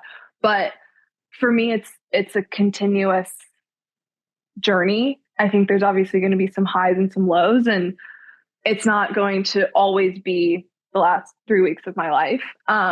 And I want to continue to be honest with that. And I felt like, I think there's so many athletes that are helping kind of break the stigma around therapy in sports. And I think for me, it was always, I want to continue to talk about mental health in sports, and you don't always have to be tough, and crying means weakness and all of that.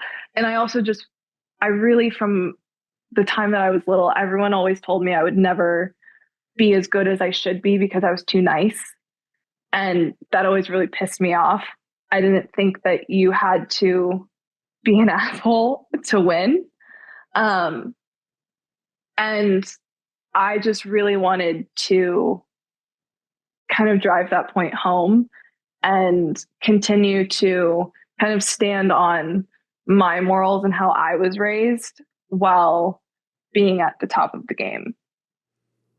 And I'm going to project my own experiences for a second, only because I want you to, I'm just curious how different people process different things. So early in my career, there are big wins, and it was like that relief versus joy offset. And early in my career, joy was the predominant feeling when something great would happen. It's like, this is awesome. I don't know what, feeling really sad about a result is yet. Like, it's just all awesome. And then the further along I got, you'd even win a quarter or semi at Wimbledon, and it was like relief, right? It's like, shit, I'm still alive. I can still but it was that offset between joy and relief. Like, what was the divide between relief, I did it for the rest of my life, I will have done it, and joy, and maybe the reasons for both of those emotions? I think for kind of the middle of my career, a lot of my wins became relief, and just, thank God I survived another round. And, you win a tournament and you think, oh, thank God, like I can almost justify my career a little bit more with this win. And I felt like, I think part of the reason that I kept falling short was because I was searching for a Grand Slam win so badly for relief that I kept falling short because I wasn't really going after it for the right reasons. And I wasn't going after it in the best way for me to play tennis. And I think I'm a little bit lame when I say that I think everything happens for a reason. And I feel like for me, my journey had to go the way that it did so that winning this title and winning a slam for the first time, it was just pure happiness. And I actually got to appreciate it. And I had 0% of, oh, thank God. It was just, oh my God, I can't believe I just did that. And that was absolutely amazing. And I'm so happy that I got to do it with the people that I did. I want to talk about the people that are on your team. Cause I've the ones that I know that I'm close-ish to, I've been talking to, and I'm telling you, Maddie, they love you more than they love second generation removed family members. I'll tell you that. They'd give you a kidney for sure. One of the things that I do also want you to know is it's funny because you said one of the people that you kind of idolized because of the way they operated was Kim Clijsters, and is Kim Clijsters. We did our recap show that we do every time, and I did it with her. And so we were talking about it, and it's funny, you say you wanted to be like her. You gave the exact same answer because I tried to draw the parallel between her first final in 01 where she lost it was to Capriati. It was, I don't know, it was 8-6, 9-6. It was this dramatic, extended finish. And then, it took her a while. She was even number one for a while before she won 4 or 5 years later. And she got the what if questions and the why not and the how is this going to work? And she said, I wasn't ready yet, and I was in a better place when I won. She literally gave the exact same gave the exact same answer. So if you're trying to emulate her, you kind of just, without knowing it, you emulated her. The exact same answer, separated by a couple of days. I want to know, and I want our listeners to understand, you win, you're in New York, you're doing Good Morning America, you're doing all these things.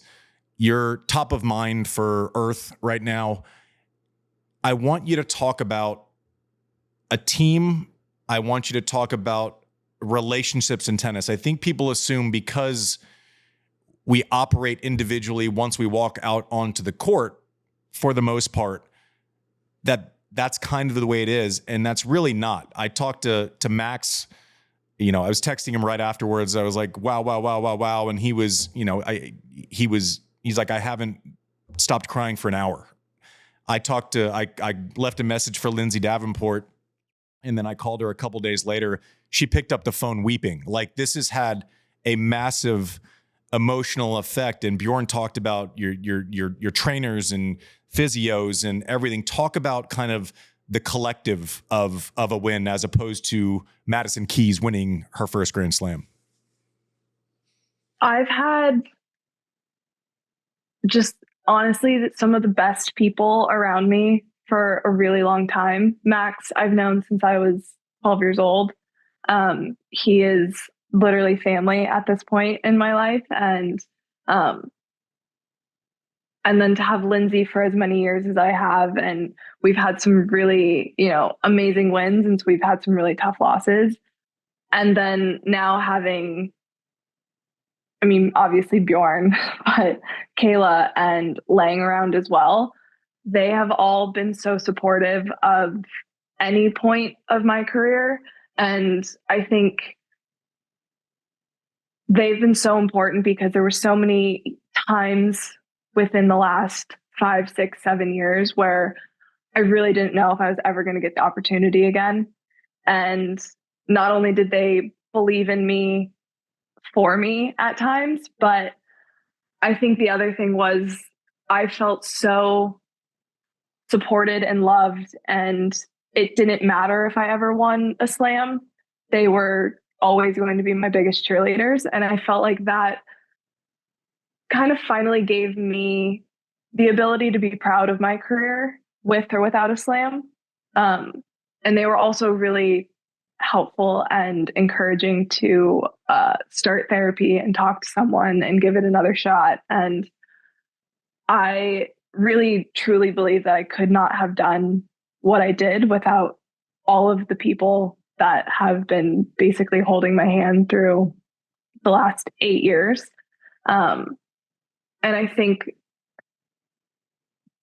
tennis is so strange because it is so individual, but also you lean on your people so much that I've been really lucky to have also someone like Lindsay, who's been in so many of these scenarios that I can bounce ideas off of, and Max, who has worked with so many players. So being able to kind of just lean on so many different people who have such incredible experience has just been, I mean, honestly, just game changing for me. Yeah, I'm as you're saying that, I'm going through the Rolodex of people that have had an impact on a career. And I just hope the listeners understand that we're not on a team, but that doesn't mean we're not part of a team, right? And I think that's something that people get wrong about tennis all the time. And I think, you know, it's weird. It is this weird little family thing, even if you don't know each other that well. Bjorn was telling us he's getting texts from people that he played against, 12 years ago who were like through the moon. And I think shared experience is kind of the biggest bonder. And I think if you can kind of find that common ground, and I think that's what really makes tennis special. I also wanted to touch on, parents and sacrifice, and your dad staying home to run a business, your mom, going to Florida at such an early age. Was that just normal for you? Did you understand that that's like a strange, it's not like a normal decision that's made by someone who's like 10? And the fact, like, as you get older and now you're like fully adulting, do you view that sacrifice differently? Does it hit harder because of the fact that you're almost 30? I think in the moment you kind of just think, oh, okay, like I'll just go along with this, because I was 10, so I had no concept of the big picture of what was actually happening. As I've gotten older, the more I've come to think that my parents are insane, that they let their 10-year-old just like dictate everyone's life. They were like, sure, she said she wants to be a professional tennis player. Let's just uproot our whole lives and let's go. And then also, like, I don't know who let me as a 14-year-old decide, like, yeah, I'm going to go pro. Like, this is fine. I can just make that decision at this age. So to have parents that just fully supported that and believed in me in a way that, it's hard to kind of, for me to wrap my brain around. I wouldn't be here without them and the sacrifices that they made, and just the, like I said, in some ways, insane trust that they put in me. And then just to be able to have, even the support of Everett Tennis Academy from, I needed a scholarship in order to continue going there. So, there's just been so many levels of people that have believed in me and helped me out and made sacrifices. And I think that's part of why it was so emotional with the win, just because it really felt like there had to be so many things that went right for it to all happen, and for me to be in that position. Yeah. Yes. Nothing is an accident, right? You don't all of a sudden overcome those hurdles. People are like, oh, she just did it this time. I'm glad that you put a spotlight on the stuff you did away from the court. We just talked to your now husband for an hour, that interview will have finished by the time people are listening to this interview. And I say this in the nicest way possible. What an absolute tennis nerd. Like, what? But everything he was saying, like, I was writing down quotes, and I told him, I said, like, I don't know. I think I want you to coach me. I like the how thoughtful he was, how to deliver information. Coaching is a lot more than just knowing stuff. Like, I think that I know stuff, but I don't know that I can say it the right way, right? Like, I don't know that I can deliver the message. I don't know that the timing works. I don't know when someone wants to hear something. I'm like blunt force trauma with opinions, which is why I'm here and not actually being productive. But just talk through his impact, talk through that tightrope walk of a marriage and a career together, and just his brain. The first time I've talked to him at length while he's been like an adult, and that brain is fully formed when it comes to tennis. He pulls things. I mean, he'll say like, oh, when whoever won this slam, they use this racket and this and that and whatever. And I'm like, dude, you weren't even born yet. Like, how do you know that? It's the amount of tennis knowledge that is in his brain is insane. And I kind of am just like bopping around. Like, I don't even know what my racket is. Like, I don't know what I'm stringing at this week. He's in charge. Just, I'm letting him lead the charge because he actually knows what he's talking about. But he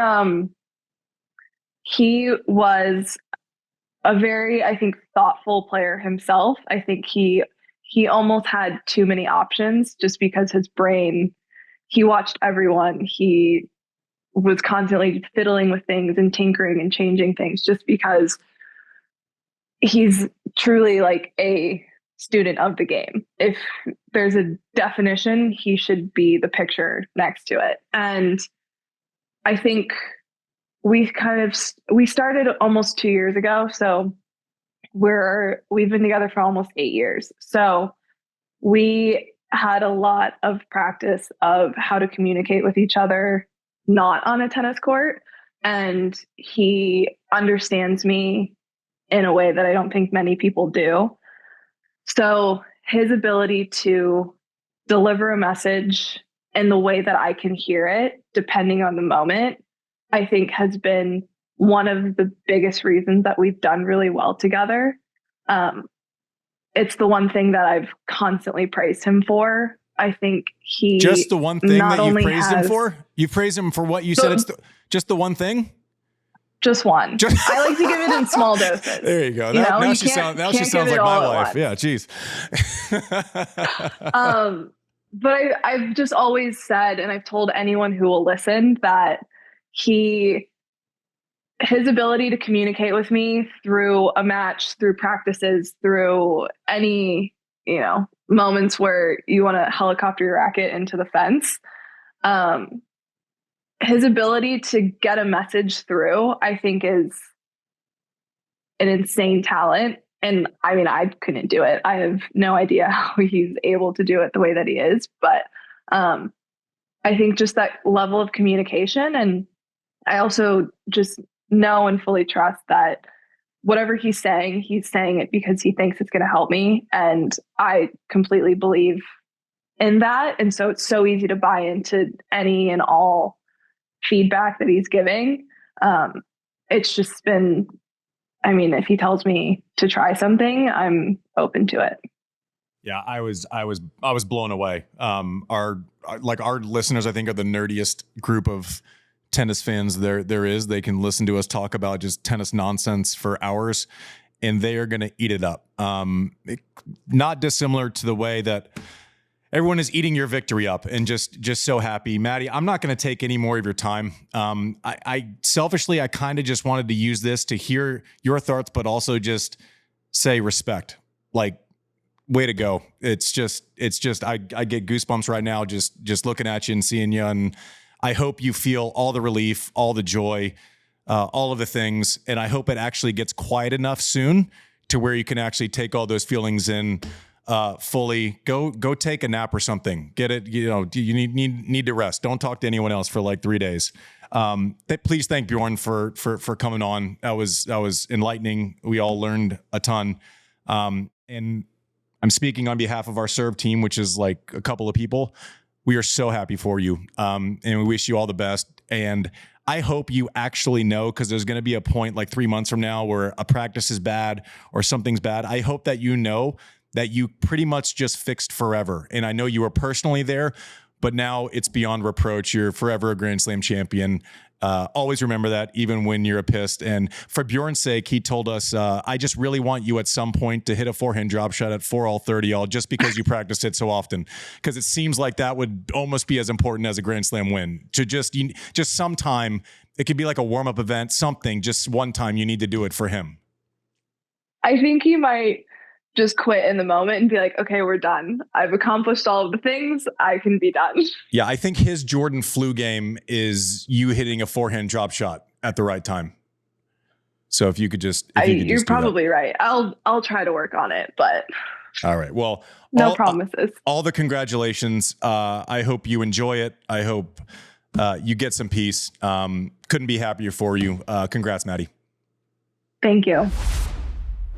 We shot that last Thursday, and we're here on a Monday before a Tuesday release.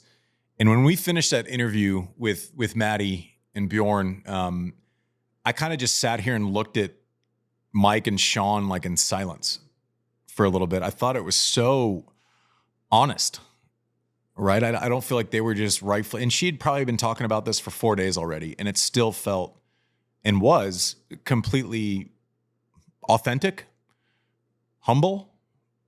I didn't do it. I'm still in process. Like it was, I don't know. I thought it was just so mature. Like it made me feel worse about the way that I look at things. Like I thought she was so just fantastic and centered. And when she says like, had come to terms with not winning one. And I think that's why I did win one. I believe her. Right. And that wouldn't be my first knee jerk. Like you told me that 3 weeks ago, I would have kind of rolled my eyes and be like, no, that's not like a real thing. And I honestly believe I honestly believe her process. I like that she's still talking about it. I like that she's still talking about it. Not like, oh, I did this and now we're good. It's like, no, we got to keep, yelling it from the rooftops. It's not easy. And it's okay for it not to be easy. It's not supposed to be easy with whatever your job is. There's always going to be things. And you're allowed to say that it's hard. Like simply, that's kind of where we're at, right? This part of what I do is extremely hard. And I need to acknowledge it before I can work on it. Simply. Anyways, I thought they were great. I thought Bjorn was a 12 out of 10. We signed off and we had about 25 minutes while we were waiting for Maddie, and we just kept nerding out. It was like we just kept going. I regretted stopping record. I know. I was wondering if you were doing it, but we were talking about all parts of tennis. It was great. You know what else is great, Mike? We last Sunday, so you'll be listening to this on a Tuesday. Sunday, we did a really cool event in Asheville, North Carolina. Shout out Jim Curley, who put the entire event together. It was Andre. It was, there are now 4 U.S. women in the top 10. Killing conversation pieces with what's wrong with U.S. tennis. I'll tell you that shit right now, because we have 4 of them in the top 10. A bunch of them in top 20 on the men's side. There's a lot of momentum, and it feels great. I was with Jess Pagula, Emma Navarro, 12 out of 10. Coming back from Australia, doing this for one day.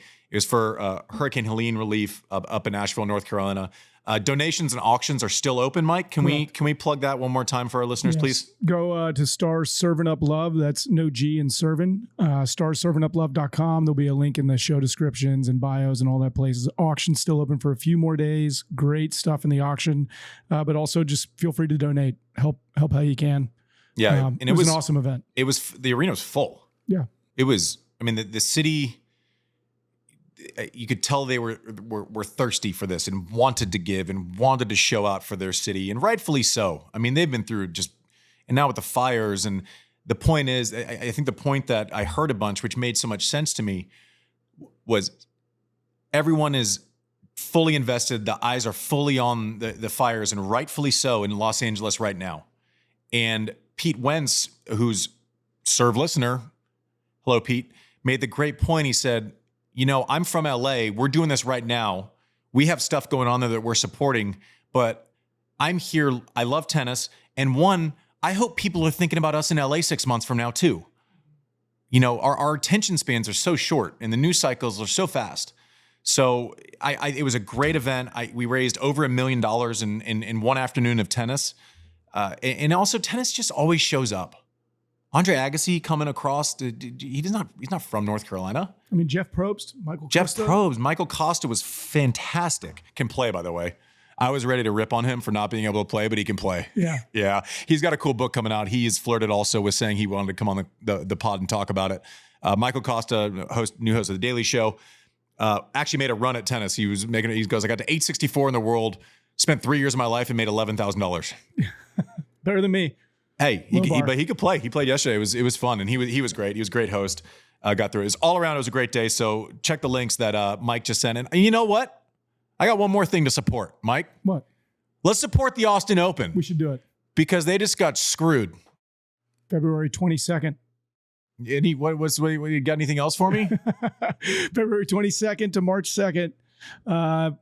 In Austin, go get tickets. We'll put it in the show description also, atxopen.com. Yeah, let's put it atxopen.com. Go support the players that are allowed to play there. Jess Pegula is playing it. Jessica Pegula is playing it. Maddie Keys is not, but we don't punish the tournament because of that, because they did the right thing. They tried to give you the best field possible, and they got hosed. No two ways around it. I don't care if you even like the rule. I don't understand it. I'm a fan of free markets. I'm a fan of if someone wants to go get the best players possible, then why are we stopping them? I don't get it. And let's not punish the tournament because of it, because they tried to go get the best field possible. ATXopen.com. Support Serving Up, Stars Serving Up Love. Is that right? Stars Serving Up Love. In Asheville, still up there. Thank you for listening to Serve. Thank you to Maddie and Bjorn for coming on the show this week. Thanks for listening to Serve. We'll see you next week.